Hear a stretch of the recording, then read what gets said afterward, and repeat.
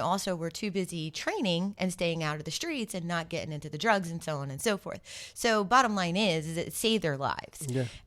But there was something said in that documentary that people don't think about. You know, they think about war, they think about how people go off to war and they deal with dead bodies and so on and so forth, but they don't think about the trauma that these 6 and 5-year-olds are dealing with, going to school every day, hearing guns going off and seeing dead bodies and stepping over. Like, it just so resonated with me. And I was like, I never even thought about it. Mm-hmm. Never thought about it because I never lived in that situation. So bottom line is that I started to listen to their stories. And then, I don't know, one day God just put it on my heart and said, you need to get their stories out there. You need to, get their stories out there. So I had a friend. This is an amazing story. I had a friend. His name is Brian Dorenzo. And he and I we worked together. We were co-workers at Chili's. And he was a cook and I was a waitress, and we never dated. We were just friends. We all were in the same circle, and he was always a great guy. He was crazy when we were younger. He was super fun. Always a great guy. And we had lost touch for many, many, many, many years. And then however it happened, we reconnected on Facebook, and I don't know. We had a couple conversations, and I could just tell that he was very much like me in the fact of just an old soul, a good soul, always just wanting to do good, right? So when I had this put on my heart to do this, he is a videographer. And so I reached out to him and I told him what I was thinking, and he was like, this is crazy that you're reaching out to me right now, because I literally was just thinking I want to do something similar to that. I want to do documentaries. Like, that's where he wants his business to go. He's been doing weddings. He was doing weddings. He's very much getting into documentaries now. But by the way, his company's name is Artistic Hands. He's amazing. He's the one who did these videos. And this video was actually one of his firsts.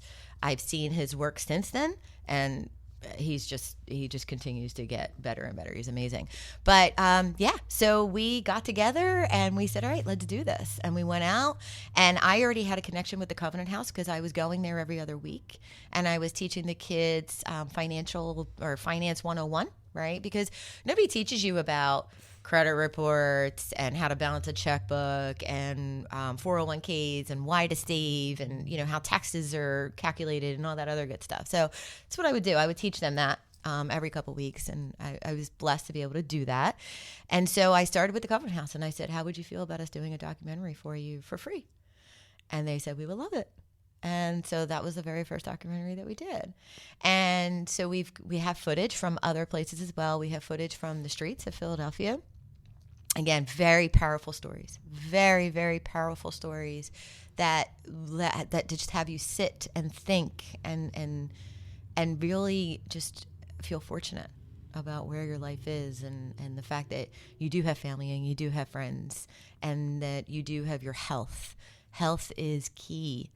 And so, again, these stories are really powerful. You get to hear what happened, how they got there. And again, most of them, it's not just, I decided to do drugs or, I like that. When I was watching that documentary, what I liked about it was a lot of, like you said, if it doesn't affect you directly, it doesn't really bother anybody, out of sight, out of mind, kind of life. Mm-hmm. But when you watch a documentary like this and you see these kids, they're kids, 19, 18, because when you're a minor, most things can kind of get taken care of for the most part. There's other minors as well who are homeless. But when you're 18, 19, you're still a child. And I've always said we're one wrong decision or one wrong move from becoming completely homeless. Yeah. You're absolutely right. There's a lady on Skid Row. Her name is Beauty to the Streets. You know what Skid Row is? Mm-hmm. And Skid Row in L.A. is a block long section that has nothing but homeless people. Okay. And she goes out there. I think she lost her son to street violence or whatever, but she goes out there she feeds them. She clothes a lot of the women. She gives them hygiene products. She gives them little makeup do-overs and stuff like that. She does their hair, portable showers, like all types of things that she does for a lot of the homeless out there. And she interviews, or not interviews, but she talks and she builds relationships with a lot of these people. And actually quite a few of them have PhDs and they're homeless because they had something wrong with their health and they couldn't pay their medical bills, or because they defaulted on their student loans and lost everything because they couldn't pay their student loans. And it just shows you that it's not just, and what I loved about the documentary is it's not what we see on the streets. Mostly what a lot of people see is people panhandling, and the people who are panhandling have been weathered by the sun. They have been out on the street. They look dirty. They look old. They are ungroomed, and they look a lot older. So we assume, well, I'm just going to speak for a lot of people, we broadly assume that a lot of these people have just been on the streets for a long, long time since they were old because they got into drugs or they did something. When in reality, when you watch your documentary, you see, no, it's these kids who, like you said, trauma from 4 years old that hasn't been treated, and they don't know anything else. And when you're a kid that young, it's like showing from start to, and there is no finish yet, and just seeing that start can make us realize, like, oh snap, there's a lot more than just unfortunate happenings in someone's life. There's the system that we have. There is no resources for certain people. There's kids, like you teach finance. I'm sure you've come across a couple of those kids whose parents put a utility bill under their name because they couldn't get one themselves, and they defaulted, and now they're not even 18 and their credit is shot. It's funny. I used to be a bill collector. And I saw that more than you can ever imagine, where people would open credit cards and their kids' social security numbers just to get money. Yeah, it is. It's sad. And, with the Covenant House, what I love about the Covenant House, first of all, it's predominantly funded by private people. It's not funded. I've seen that, yeah. Yes, which is amazing. And, because they're a nonprofit, you could see their finances, and majority of their finances go towards the kids. And there's a lot of kids out there. We don't think about this, right? They were in the foster system, and then at 18 they get thrown out of the foster system with no home, no family, no structure, nothing. So Covenant House is helping those children. Human trafficking. There's a lot of kids out there who are victims of human trafficking that find their way to the Covenant House. Our children who are gay, and they tell their families, and their families aren't understanding of it, and they throw them out. They take them in, and they feed them, they clothe them, they help them get their GEDs, they help them go to college. They basically teach them how to be normal, right? How to live a normal life. And then they put them into this other home once they graduate and they find a job. And that's the other thing. They find a job and all of their money goes into savings. The Covenant House pays for them their entire time that they are in this program, and they allow them to save their money.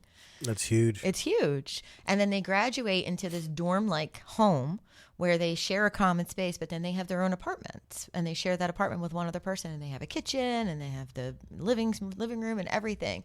And they go to work every day, and they're literally living in this structured environment, learning how to pay their bills and do everything that they have to do.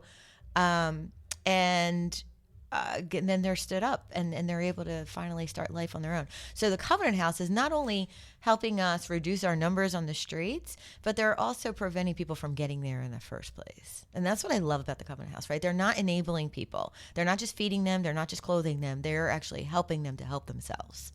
Yeah. And I really want to get this word out there for the Covenant House, because not enough people know about them. Not enough people support them. They really, truly are an amazing. And they're doing great work. And there's 2 locations, correct? There's one in Newark and one in Atlantic City. 2 locations here close to us. Okay. So they are actually in 6 different countries, if I remember correctly. Nice. Wow. Yeah. So they do have other, like in California. So I would definitely go on their website and see where they're located, and see what it is that they're doing, because I really would love people to just love them as much as I do. Now, you spoke a lot about getting into this field and seeing a lot of these problems, what were some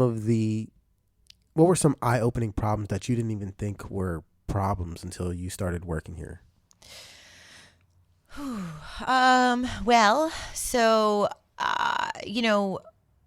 I didn't realize sexual abuse. I didn't realize how extreme sexual abuse was, and what a lot of people go through from a young age with sexual abuse. So that was one that was definitely eye opening for me. You don't think that adults are capable of doing some of the things that they do, and Yeah. unfortunately they are. So I would say that war again. I didn't think about how much that trauma could affect somebody when they came home, and how much our system doesn't help them. So that was definitely an eye opener for me. And I hate to go here, especially right now, but racism. Yeah. Racism absolutely has played a factor for people, and people have dealt with a lot of emotional trauma from racism from a very young age, and lived in impoverished areas, and had to deal with just growing up in that type of environment. So, and I hate to say, when I say racism, I'm not speaking of just one race. I'm saying just racism in general against poverty, right? So, It's white, like classism as well as exactly, racism, as well exactly, as right? prejudice. You got exactly, right? So it doesn't matter if you're white, black, Chinese. It doesn't matter. We can all grow up poor, but I feel like when you are starting out compromised, unfortunately, it kind of sets the tone for the rest of your life, unless you're one of the lucky ones, right? I mean, Yeah. we do have athletes out there that have come from rags to riches, but it doesn't happen every day. Yeah, I think they said something about like professional athletes that get paid in the United States. There's less than 2,000 of them in a country that has over 300 million people. Wow. Who are actually professionally paid athletes. So like you said, wow. Yeah, it's like what? I know. It's crazy. When you start out, it's those very small, rare circumstances where some people can make it out of those areas, but a lot of people kind of just continue to get in the cycle. Yeah. They see something, they're broken homes, terrible neighborhoods. I mean, I'm sure you've seen it all. I have. And, I'll give you just like a little thought, right? So here you are, you're trying to start out, you live in a impoverished area, and the only thing you can afford is like a $2,000 vehicle, right? And that vehicle is a mess. I mean, the paint's chipping off, and it sounds horrible, but it's driving and it's getting you from A to B. Well, when you drive that vehicle, people, unfortunately, they judge you, right? And so you pull up to a interview in that vehicle, or you pull up to an event in that vehicle, and people are judging you, and they're going to treat you on that judgment. And so when I say that it sets the tone for your life, unfortunately, it does. It really does. It's a constant uphill battle. It really is. That not a lot of people make. Yeah. Does the Covenant House collaborate with any other nonprofits or? Not that I know of. I'm not sure. They may, but I'm not aware if they do. Well, you volunteered here at The Block Is Back. I have. Feeding. What other nonprofits or any other volunteer work have you done? So another nonprofit that I have worked with is St. John Hospice. So they take in men in Philadelphia. They're not far from Reading Terminal. So they're another great organization that really try to help people as much as possible. And there are other organizations out there that are doing tremendous work. Unfortunately, I have not had the opportunity to work with them directly yet. I'm just starting out here. Like I said, The Covenant House was our first documentary that we were actually able to finish and get out there.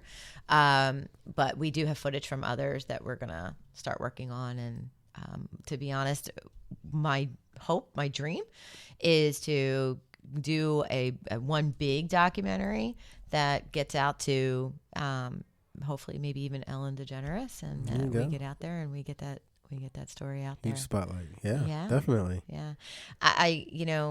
I have to say that it's funny how this happened, right? That